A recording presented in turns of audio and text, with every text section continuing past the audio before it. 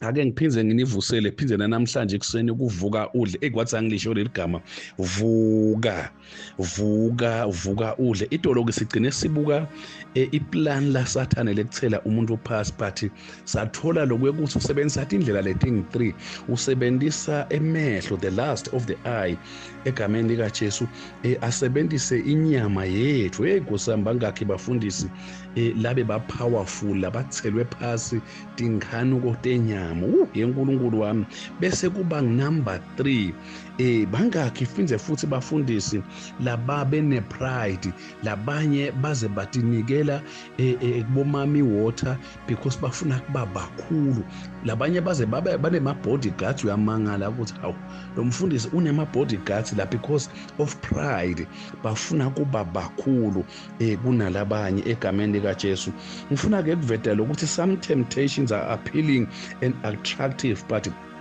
they become ugly and undesirable after we experience the consequences of indulging in them. Now tibuka lele tono uselange phandle but tibonakala tinhle kakhulu tibonakala timnanzi ukuthi ungangena but naso la ngekhathi ufaceana nalama consequences bese kuyesabeka egameni lika Jesu ake unakele ukuthi our enemy appeals to our senses in tempting us to disobey God. Sathane nje wasinake efika lapha wamlayela kamnanzi lesihlahla wambonisa kamnanzi exactly njengoba endile nakuJesu wamphakamisela etulu usabone lobumengemenge lama senses lama sina 5 senses yini noma ngakudla ukubona sebuse ngiko bantu besifazane bafaka sigcebhe bagqoka sithi impahla etinemchewu because Sathane kuza kutempt ufuna kusebenzisa lama 5 senses akho egameni lika Jesu. Nange Eva ke sewuyasidla ke sithelo enakasidla sithelo avuma Eva asidla that marked the fall of man. That is the center of my sermon. Ngalesikhathi nje aluma Eva it marked the fall of man egameni lika Jesu.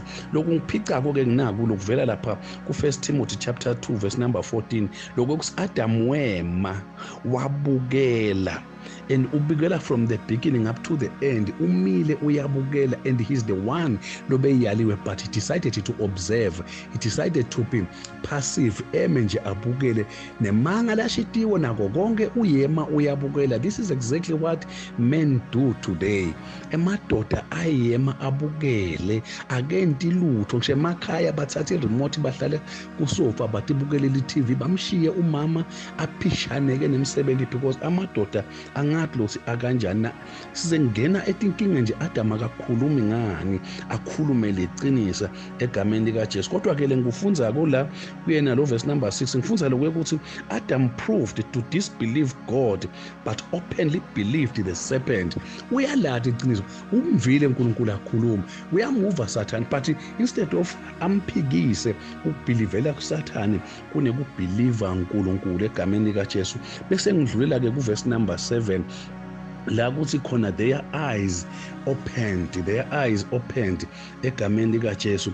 This refers to the consciousness of guilt as a result of their sin. Base bayabona lokuthi sesimoshile sesibhuqile sesonile egameni lika Jesu. Vela ke lokho ukuthi bantu abakethu base babona ngathi bangcono base badvela ngathi bangcono usho njalo verse number 7 egameni lika Jesu bangcono inike lokho kuchaza lokho ukuthi sebaluze egameni lika Jesu le cover. This refers to the fact that they had lost the enswathing light of purity which had clothed them egameni lika Jesu.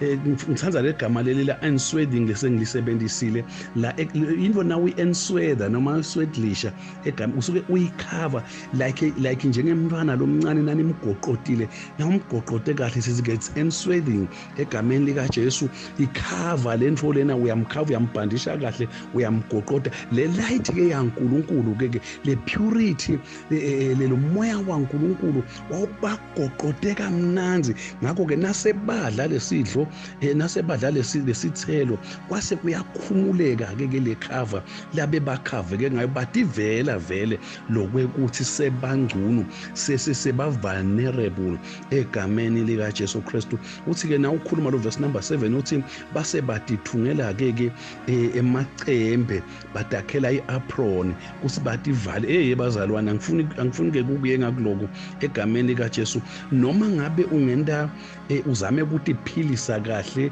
wende bungcono ekukholweni kwakhe ungasakwendi lokhu it doesn't help. Angikutshele lokho akusebenzi because lokusebendako ngile nhliziyo. Number 2, noma ungayenda i-sacrament of forgiveness inkonzo yekuthethelela it doesn't help egameni likaJesu uma ngabe le nhliziyo ingakaguquki egameni likaJesu. It is the heart that has to change first, and any religious ceremony egameni likaJesu it is worthless like the apron labayiguqu as long as kungashintshi le nhliziyo. We've got a lot of people labangenele inkonzo yekuthethelela ebandleni lethu but they are still living i-life lekhombisa ukuthi kuyafana kude lokwenteka kubo egameni likaJesu. Asesigcine lapho kwanamhlanje bantu abakethu, siphinde sibonane nakusasa. Busisekani bantu abakethu. The fall of man.